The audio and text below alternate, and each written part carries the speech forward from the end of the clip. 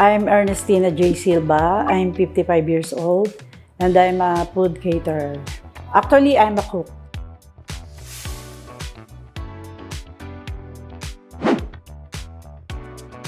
Actually, my sister introduced me. Siya yung gumagamit talaga niyan muna. Sabi niya kasi talagang maganda raw yan. And nakita ko naman sa kanya na maganda ang effect sa kanya.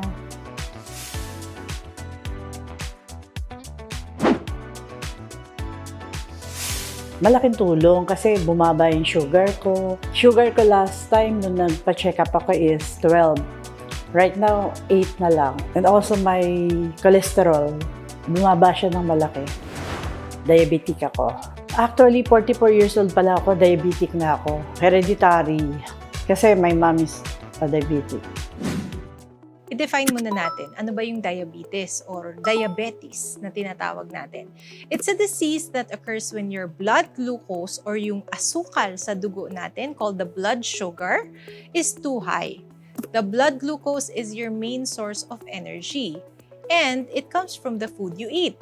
Okay, ano ba ang mga sintomas ng diabetes in general? Diabetic symptoms include, number 1, increased hunger. Lagi kang gutom.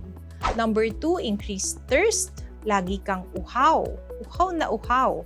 And then, third, mararamdaman mo na or makikita mo na nagkakaroon ka ng weight loss, palagi kang naiihi, minsan, nanlalabo na ang mata, extreme fatigue or lagi kang parang pagod na pagod, at meron kang mga sugat na hindi gumagaling. The key to eating with diabetes is to eat a variety of healthy foods. At least half of your grains of the whole day should be whole grains. Okay?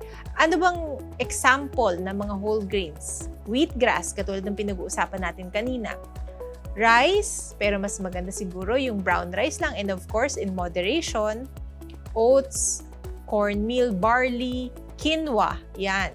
Isa sa mga naririnig din natin. And now, let's talk about wheatgrass.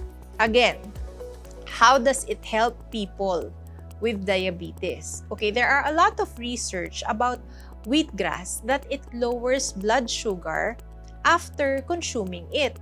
Kapag ginu-juice nyo or dinrink nyo siya as supplement, wheatgrass also helps detoxify the liver, which could actually increase insulin production in diabetics. And detoxifying will help lose the excess weight and we have to get rid of the harmful chemicals of our body. So marami talagang benefits ang makukuha talaga natin. Hindi lang sa pagkain, syempre definitely sa healthy lifestyle din. Yan ang isa sa pinaka-importante. Actually, ang pinaka number 1 is gumanda yung pag-umaga, yung pagdumi ko. Ay, ganda, the best. Yan ang isa sa pinakamagandang nangyari sa akin. Before, hindi ako nagdudumi ng ganun. Ngayon, after kong mag-take ng wheatgrass, yon, araw-araw talagang magandang pagdumi ko. Mas dumagdag siguro ang pagiging alive ko. Before, parang medyo tatamad-tamad ako. Pero hyper ako talaga. Kasi nga, dahil sa work ko, sanay ako magtrabaho.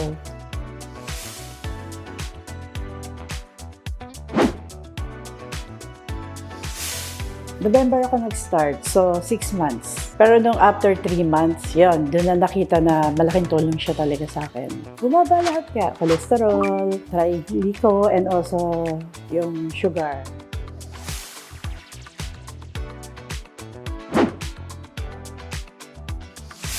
Pagkagising ko sa umaga, with my empty stomach, yan agad ang iniinom ko, wheatgrass.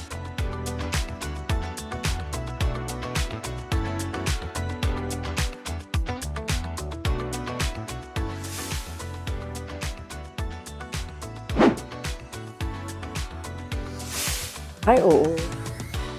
I-recommend ko talaga yun sa mga kamukha kong diabetic patient. Kasi nabasa ko lahat yan na magaling daw talaga siya and malaking tulong yan. It's easy to get healthy with Easy Pamax Wheatgrass.